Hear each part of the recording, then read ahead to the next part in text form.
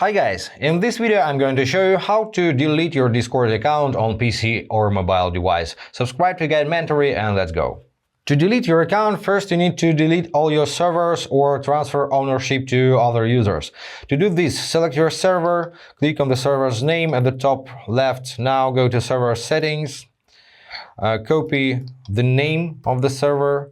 Now scroll down the left pane, hit delete server. Paste the name here and click on delete. To transfer ownership, you need to scroll down the left pane and find members. Now select the member you wish to transfer ownership to. Right click on this member and transfer ownership. Confirm, transfer, and now you need to verify your email to transfer ownership. Next, to delete your account, bring up your user settings, click on this gear icon at the bottom left.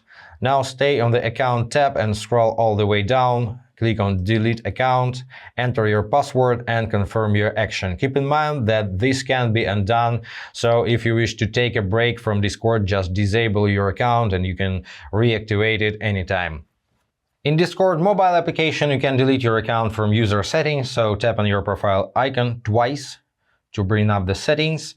Tap on account, scroll all the way down, hit delete account and repeat the same steps as on PC.